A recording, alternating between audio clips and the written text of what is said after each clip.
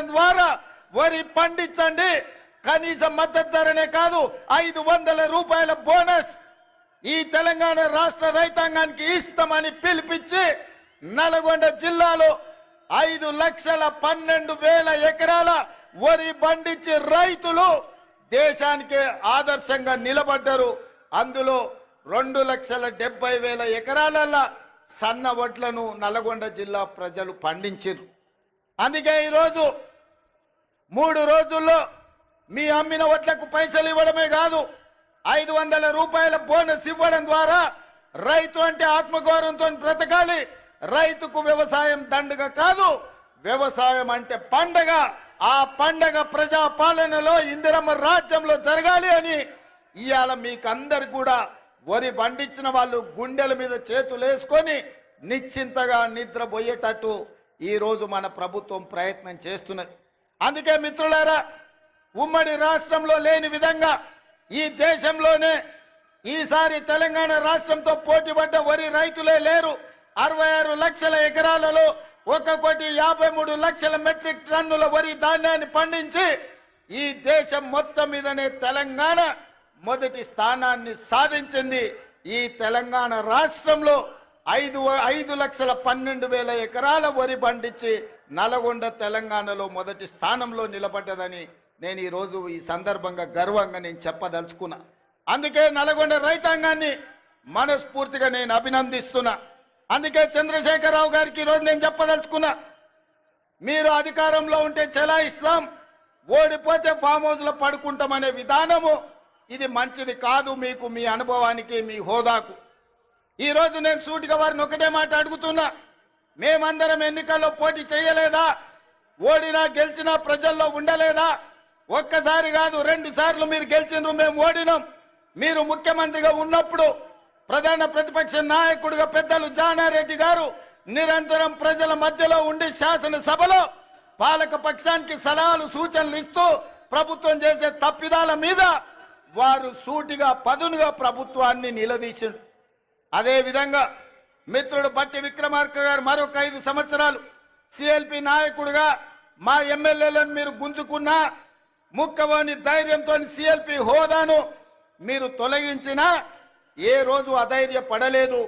ధైర్యంగా 5 మంది శాసనసభ్యులతో పంచ పాండవులలాగా అందులో కోమటిరెడ్డి రాజగోపాల్ రెడ్డిని కూడా ఎంబడి పెట్టుకొని మీతోని కొట్లాడి నెంబర్ కాదు సమస్యలను ప్రస్తావించడం ప్రతిపక్ష బాధ్యత అని ప్రజా సమస్యల మీద చట్ట సభలలో మా సిఎల్పి నాయకుడు ఆనాడు బట్టి విక్రమార్క గారు మీ ప్రభుత్వం మీద పోరాటం చేయడమే కాదు మీ ప్రభుత్వానికి సలహాలు ఇచ్చిండ్రు.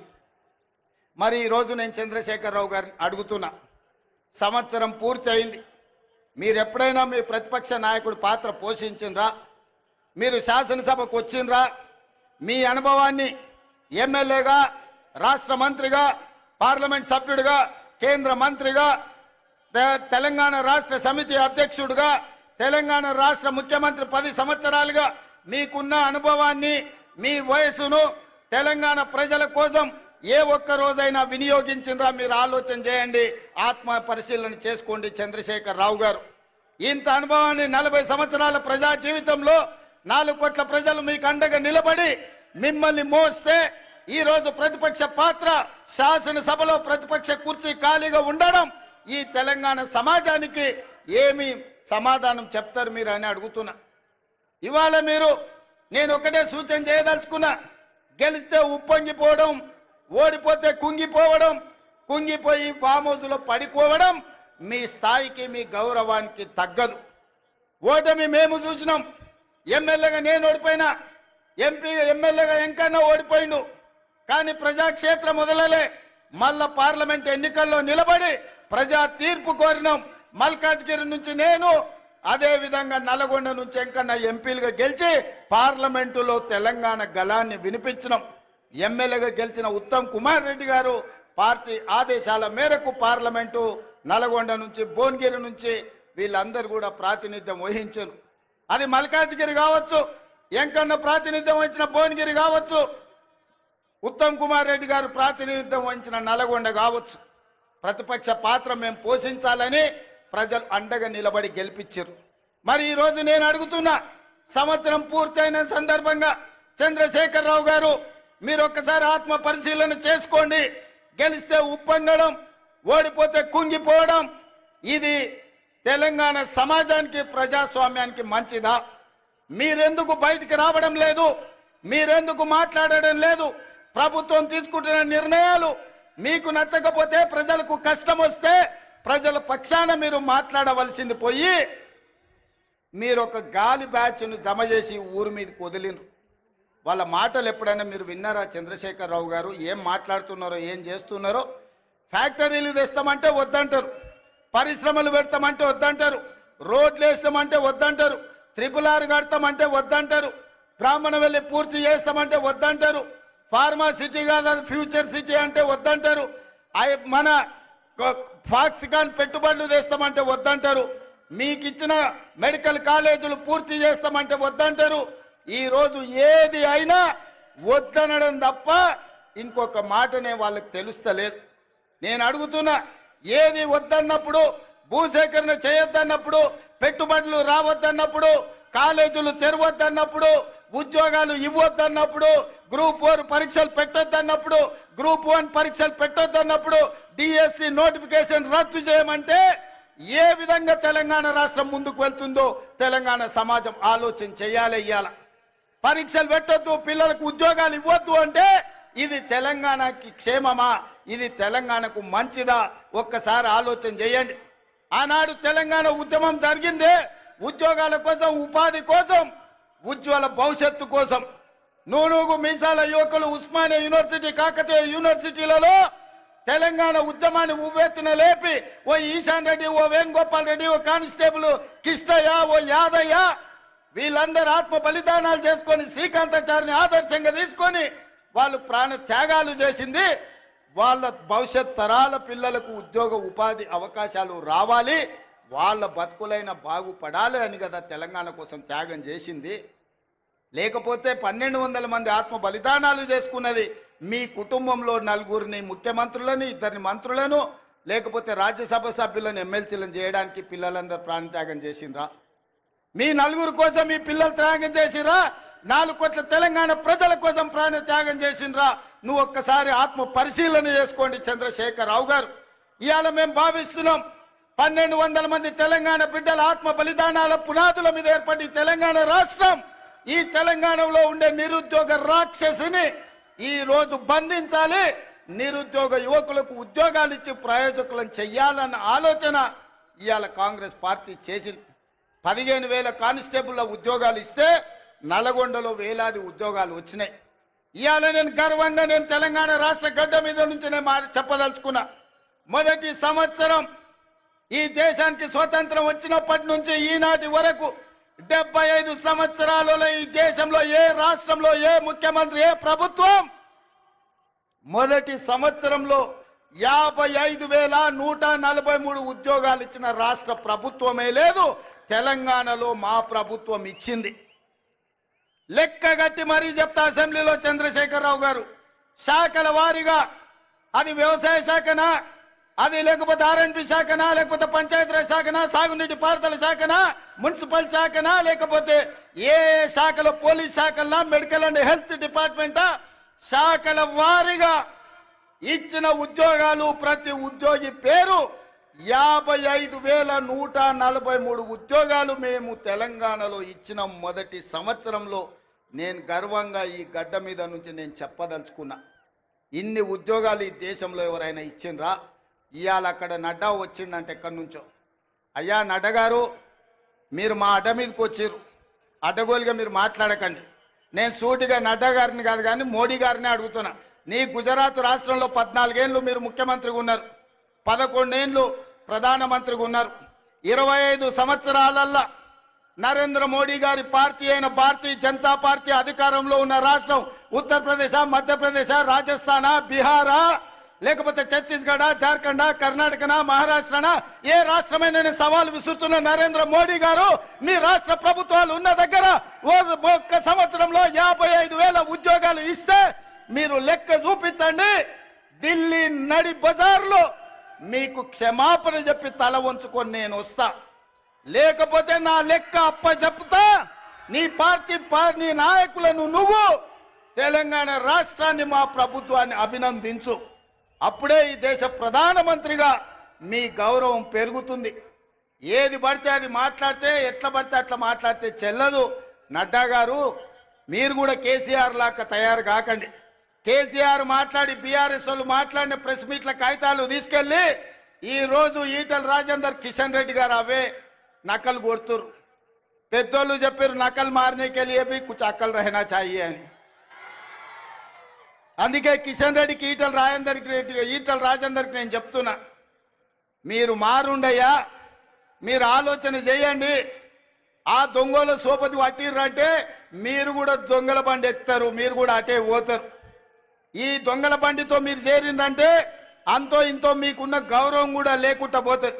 అందుకే ఇవాళ నేను ఒక్క మాట చెప్పదలుచుకున్నా. రైతు రుణమాఫీ మొదటి సంవత్సరంలో 25,50,000 మంది రైతులకు 21,000 కోట్ల రూపాయలు 2 లక్షల వరకు వాళ్ళ ఖాతాలో వేసిన చరిత్ర మా ప్రభుత్వాన్ని. నేను సూటిగా నరేంద్ర మోడీ గారిని, కల్వకుంట్ల చంద్రశేఖరరావు గారికి సవాలు విసురుతున్నా.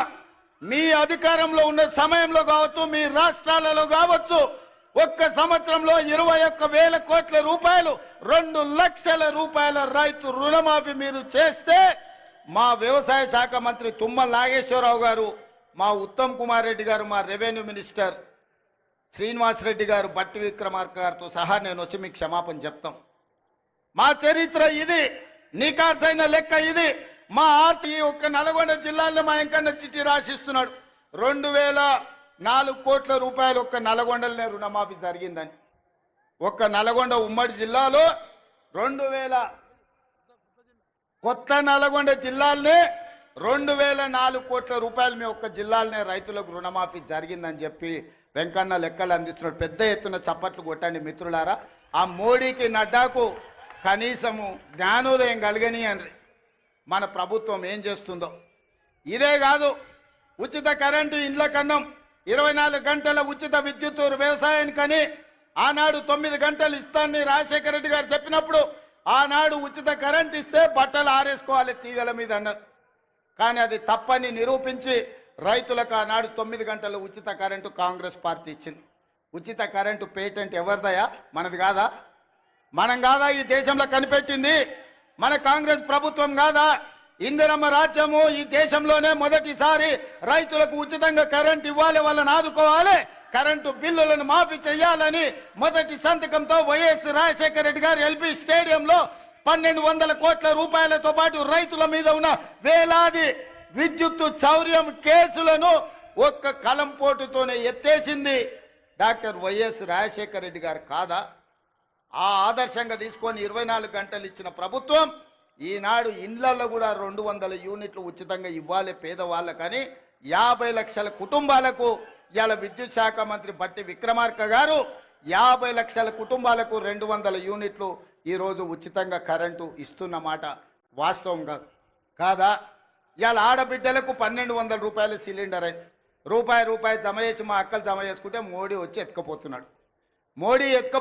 ఎట్లా ఆదుకోవాలని ఆలోచన చేస్తే సోనియామ్మ చెప్పింది 500కే నువ్వు ఇయ్యని. ఇవాళ ఆడబిడ్డలకు 500 రూపాయలకే సిలిండర్ ఇస్తున్న శాఖ మీ నాయకుడు ఉత్తమ్ కుమార్ రెడ్డి గారు నిర్వహిస్తలేరా? ఆడబిడ్డలకు 500 సిలిండర్ మా తెలంగాణ రాష్ట్రంలో మేము ఇస్తలేమా?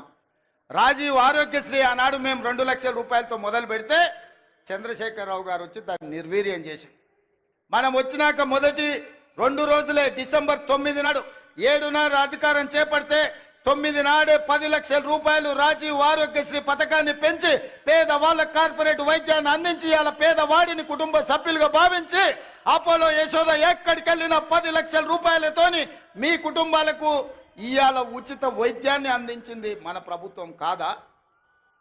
అదే విధంగా ఇవాళ పాఠశాలల్లో ప్రమోషన్లు రాక టీచర్లు బదిలీలు లేక ఉంటే 35,000 మంది టీచర్లను బదిలీ చేయడమే కాదు 21,000 మంది టీచర్లను ప్రమోషన్లు ఇచ్చి ఇవాళ వాళ్ళ ఫుడ్ ఛార్జెస్, కాస్మెటిక్ ఛార్జెస్ 40% పెంచి ఇవాళ ఈ రాష్ట్రాన్ని విద్యార్థులను ఆదుకోవాలని 26,000 స్కూళ్ళల్లో 31 లక్ష విద్యార్థులకు ఇవాళ అన్ని రకాల వసతులు అందించాలని ఒక ప్రక్షాళన చేసి సమూలమైన విధానాన్ని తీసుకొచ్చి ఇవాళ విద్యార్థులను మన ప్రభుత్వం ఆదుకోలేదా అని నేను అడుగుతున్నా.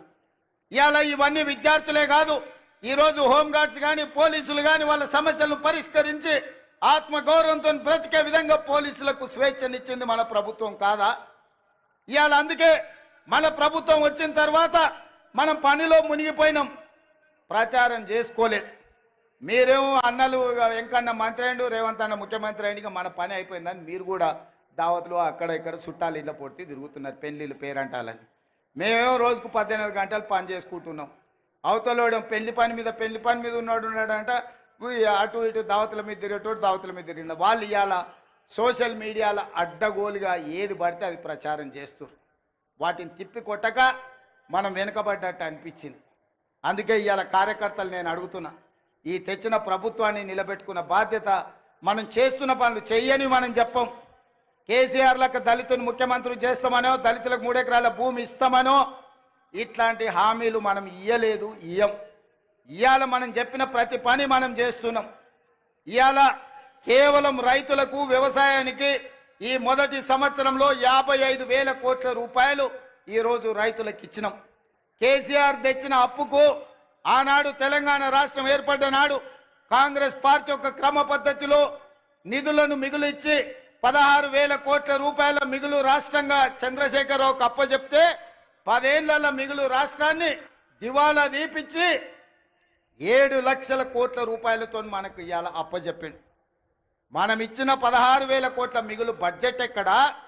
చంద్రశేఖరరావు గారు 7 లక్షల కోట్ల రూపాయల అప్పులతో అప్పుల ఊబిలో కూరుకుపోయిన తెలంగాణ రాష్ట్రాన్ని మనకిస్తే అక్కడి నుంచి ప్రయాణం మొదలుపెట్టి ఇవాళ చంద్రశేఖరరావు గారు చేసిన అప్పులకు ప్రతి నెల బట్టి విక్రమార్క గారు అసలు మిత్తి కలిపి ప్రతి నెల 6,500 కోట్లు కడుతుండు. ఈ మొదటి సంవత్సరం ఇప్పటికే 65,000 కోట్ల రూపాయలు చంద్రశేఖరరావు గారు అప్పులు చేసిన దానికి ఆయన తెచ్చిన అప్పులకు అసలు మిత్తి కలిపి 65,000 కోట్లు కట్టారు. తెలంగాణ రాష్ట్రంలో ఉన్న 70 లక్షల రైతాంగ కుటుంబాలకు 55,000 కోట్లు ఖర్చు పెడితే చంద్రశేఖరరావు తెచ్చిన అప్పుకు మొదటి సంవత్సరంలో ఒక్క కుటుంబం చేసిన అప్పుకు 65,000 కోట్ల రూపాయలు చెల్లించాల్సి వచ్చింది. మిత్రులారా, తెలంగాణ రాష్ట్రాన్ని ఎంత భ్రష్టు పట్టించిండో చంద్రశేఖరరావు ఇవాళ తెలంగాణ ఆర్థికవేత్తలు ఆలోచన చెయ్యాలి. అందుకే ఇవాళ మిత్రులారా, ఈ నల్గొండ గడ్డ మీద మొదటి సంవత్సరం పూర్తి చేసుకుంటున్న సందర్భంగా రైతు రుణమాఫీ కావచ్చు, రైతు భరోసా కావచ్చు, రైతుకి ఇస్తున్న బోనస్ కావచ్చు, నిరుద్యోగ యువకులకు ఇచ్చిన 55,000 ఉద్యోగాలు కావచ్చు, ఫ్రీ సిలిండర్ కావచ్చు, ఆరోగ్యశ్రీ కావచ్చు, అన్ని పథకాలు మనం అమలు చేస్తున్నాం, ఇంకా చేస్తాం. ఈ గడ్డ మీద నుంచి చివరిగా ఒక్క మాట చెప్పదలుచుకున్నా, సంక్రాంతి తర్వాత రైతు భరోసా మీ ఖాతాలో పడుతుంది. వాడో వీడో ఏదో చెప్పితే ఎవ్వని మాట వినకండి.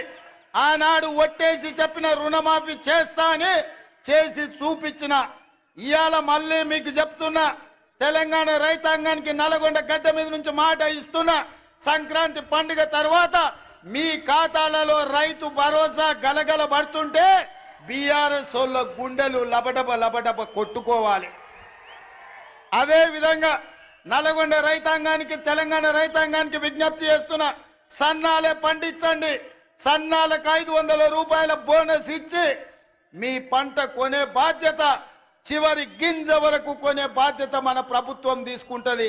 మీ బోనస్ మీ ఖాతాలో పడుతుంది. ఎవడెన్ని చెప్పినా నమ్మకండి. మీరు నమ్మకంగా సన్నాలు పండించండి. ఆ సన్నాలు మీరు పండించిన సన్నాలే రేషన్ షాపుల్లో పేదోళ్ళకు సన్న బియ్యం ఇస్తాం. హాస్టళ్లలో ముఖ్యంగా SC ST BC minority Kasturba పాఠశాలల్లో మధ్యాహ్న భోజన పథకానికి సన్నం బియ్యంతోనే పేదోళ్ళ బిడ్డలకు అన్నం పెట్టే బాధ్యత ఈ ప్రభుత్వం తీసుకుంటుంది. తెలంగాణ గడ్డ మీద తెలంగాణ నేలలో పండించిన తెలంగాణ సన్నాలే మన బిడ్డలకు బుక్కెడు బువ్వ పెట్టాలి. సన్నాలు పండించండి. 500 బోనస్ ఇచ్చే బాధ్యత ఈరోజు తెలంగాణ రాష్ట్ర ప్రభుత్వం తీసుకుంటుంది అని చెప్పి మీ అందరికీ నేను చెప్పదలుచుకున్నా. అదేవిధంగా ఎంకన్నా కాగితాలు ఆడబెట్టిండు, చెప్తూనే ఉండు, కాగితాలు ఇస్తూనే ఉండు. ఇంకా డెంటల్ కాలేజ్ కావాలని ప్రాజెక్టుల గురించి. అదేవిధంగా ఎంకన్నా ఎంత స్వార్థపరుడు అంటే, మేమిద్దరం నితిన్ గడ్కరీ దగ్గరికి పోయినాం, కేంద్ర మంత్రి దగ్గరికి. మాకు రోడ్లు ఇవ్వాలని, ఆయన రోడ్లు ఇచ్చే మంత్రి. మేము 2 అడిగినాం. నేనేమో రీజనల్ రింగ్ రోడ్ అడిగినా, వెంకన్ననేమో నల్లగొండకు ఔటర్ రింగ్ రోడ్ అడిగాను. నితిన్ గడ్కరీ అన్నాడు ఏదో ఒకటి ఇస్తా అన్నాడు. ఎంబడే రీజనల్ రింగ్ రోడ్ కంటే ముందుగాల నల్లగొండ ఔటర్ రింగ్ రోడ్ అడిగిండా. నల్లగొండ ఔటర్ రింగ్ రోడ్ 400 కోట్లకు అవుతుంది, రీజనల్ రింగ్ రోడ్ 35,000 కోట్లకు అవుతుంది. అయినా ఎంకన్నా నల్లగొండను అభివృద్ధి చేయాలా అన్న పట్టుదలతో నల్లగొండకు ఔటర్ రింగ్ రోడ్ ఆయన తెచ్చిన రీజనల్ రింగ్ రోడ్ మనం ఇవాళ వేసుకోవాలనుకుంటున్నాము. తప్పకుండా రీజనల్ రింగ్ రోడ్ కూడా మీ ఎంకన్న చేతుల మీదుగానే ఆనాడు వైఎస్ఆర్ ఉన్నప్పుడు ఔటర్ రింగ్ రోడ్ అయింది. ఈనాడు ఎంకన్న చేతుల మీదుగా కేంద్ర ప్రభుత్వం నుంచి రీజనల్ రింగ్ రోడ్డు తీసుకొచ్చి అభివృద్ధి చేసే బాధ్యత ఈరోజు మన ప్రభుత్వం తీసుకుంటుంది. ఎయిర్పోర్ట్కు కూతవేటు దూరంలో ఫ్యూచర్ సిటీ కట్టడం ద్వారా ఒక గొప్ప నగరాన్ని హైదరాబాదు నిజాంలు కుతుబ్ షాయిలు కట్టిండ్రు, సికింద్రాబాద్ను నిజాం బ్రిటిషర్స్ కట్టిండ్రు. అదే విధంగా సైబరాబాదుని చంద్రబాబు నాయుడు రాజశేఖర రెడ్డి గారు కట్టిండ్రు. ఇవాళ 4th సిటీని మీ అన్నగా మీ తమ్ముడుగా 4th సిటీని కట్టే బాధ్యత ఆ సిటీ ఫ్యూచర్ సిటీ అవుతుంది. 50,000 ఎకరాల కొత్త నగరాన్ని నిర్మించుకొని ప్రపంచంలో ఉండే పెట్టుబడులను అక్కడికి తీసుకొచ్చి మన నిరుద్యోగ యువకులకు, ఇంజనీర్లకు, లాయర్లకు, డాక్టర్లకు ఉద్యోగ ఉపాధి అవకాశాలు కల్పించే బాధ్యత ఈరోజు మన ప్రభుత్వం తీసుకుంటుంది. కొత్త నగరాన్ని నిర్మించుకోవడానికి ఎంకన్నా పక్క నుంచి మా మూసీ కథ ఏంది అంటున్నాడు, కాగితం మీద రాసిచ్చి నకలు చిట్టిస్తే ఏందో అనుకున్నా. ఇవాళ మీ కష్టాలు చూసే ఫ్లోరైడ్ ఒక పక్కన మీ ప్రాణాలు తింటుంటే, మీ బొక్కల్ని నలుచుకొని తింటుంటే అదేవిధంగా మూసీ మీకు కాలుష్యం అయిపోయింది.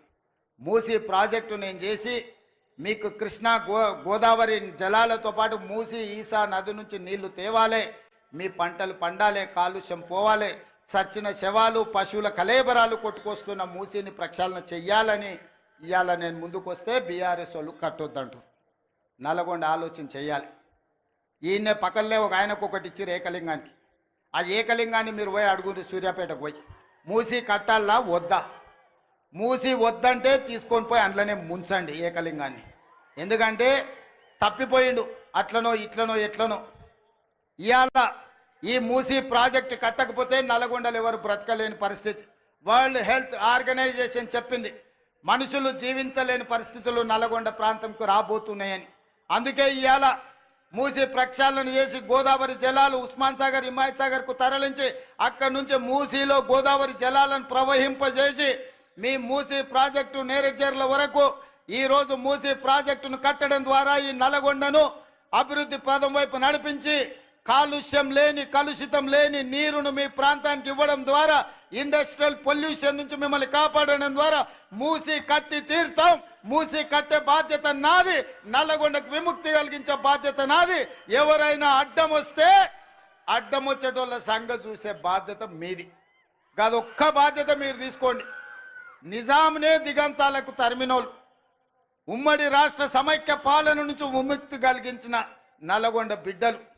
బండి యాదగిరి ఆనాడు బాడిండు, బండి వెనుక బండి కట్టి 16 బండ్లు కట్టి ఏ బండ్లో వస్తారో కొడుకో నైజాం సర్కరోడా, చుట్టుముట్టు సూర్యాపేట, నట్ట నడుమ నల్లగొండ, కర్తామ్ర నీ గోరి అని నల్లగొండ బిడ్డలు, నిజాంకే గోరి కట్టిన బిడ్డలు మీరు. ఇవాళ మూసి వద్దని అడ్డం బండటోళ్లకు గోరి కట్టే శక్తి మీకే ఉంది. మీరు అనుకుంటే ఎల్బీ నగర్, మహేశ్వరం, ఇబ్రహీంపట్నం, ఉప్పల్ నియోజకవర్గాలు నల్గొండ బిడ్డలు దలుచుకుంటే బీఆర్ఎస్ వాళ్ళ డిపాజిట్లు గల్లంత అవుతాయి. మీరు కంకణం కట్టుకోండి. నల్గొండ ప్రజలారా ఆలోచన చెయ్యండి. మూసి కట్టాలన్నా వద్దా? మూసి వద్దంటే ఆ మూర్ఖులు మిమ్మల్ని నిండా ముంచుతారు. మూసి కట్టాలంటే వద్దన్నోళ్ళను మూసిలో ముంచండి అని మీ అందరికీ తెలియజేస్తూ, మూసి కట్టే బాధ్యత నేను తీసుకుంటే ఎంత ఖర్చన్నా కానీ, ఎన్ని కష్టాలన్నా రాని, సోషల్ మీడియాలో ఎన్నైనా తిట్లు తిట్టని, ఎట్లా తిడుతురో మీరు చూసిరు కదా. ఏడైనా ఏదైనా కట్టాలంటే ఎవరో ఒకరు కోల్పోవాలి. కోల్పోయే వాళ్ళకి ఎవరైనా ఇష్టపడి మూసీలో బతుకుతారా? మూసీలో ఎన్ని దోమలు ఉన్నాయో మీకు తెలియదా? నల్గొండలో సిరీస్ ఫ్యాక్టరీ కలుషితం ఎట్లుండేనో మీకు తెలియదా? బోర్ వేస్తే నీళ్లు పచ్చగొచ్చి అన్నం వండుకుంటే సారె పెట్టుకున్నట్టు పసుపు బియ్యంతో అన్నం తిన్నట్టు ఉండలేదా? అట్లాంటి పరిస్థితి నుంచి ఇవాళ ప్రక్షాళన చెయ్యాలి అని అంటే వద్దు అని ఇవాళ బీఆర్ఎస్ వాళ్ళు అంటారు. నేను చంద్రశేఖరరావు గారిని అడగదలుచుకున్నా, మీ పిల్లలంటే గాలి పోరలు గాలికి తిరుగుతారు, గాలి మాటలు మాట్లాడతారు. అనుభవం గల మీరు చెప్పండి, మూసి కట్టాలనా వద్దా? వద్దంటే మా నల్గొండ బిడ్డలు మిమ్మల్ని బొంద పెడతారు. ఉన్న ఏకలింగం కూడా మొక్క కూడా మొలవదు నల్గొండ జిల్లాలని పార్టీ గుర్తుపెట్టుకో. అది ఎల్బీ నగర్ కావచ్చు, మహేశ్వరం కావచ్చు, ఉప్పల్ కావచ్చు, నీకున్న సీట్లలో డిపాజిట్ వస్తే మా నల్గొండ బిడ్డల మీద ఒట్టే.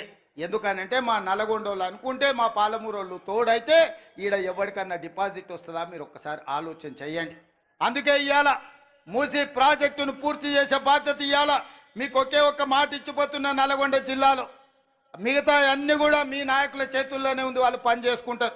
ఈ వేదిక మీద నుంచి నల్గొండ జిల్లాలకు నేను ఇస్తున్న ఒకే ఒక్క మాట, మూసీ ప్రక్షాళన చేస్తాం, మూసీని పునరుజ్జీవింపజేస్తాం. మూసీలో కొట్టుకొచ్చే మనుషుల శవాలు, పశువుల కలేబరాల నుంచి విముక్తి కలిగించి మీ వ్యవసాయానికి ఉపయోగపడే, మీరు తాగడానికి పనికొచ్చే నీళ్లను గోదావరి నుంచి తరలించి నల్గొండ కృష్ణానదిలో కలిసే వరకు మూసీ, ఈసా, గోదావరి జలాలను మీకు ఇచ్చే బాధ్యత నేను తీసుకుంటూ మీ అందరి దగ్గర సెలవు తీసుకుంటున్న మిత్రులారా.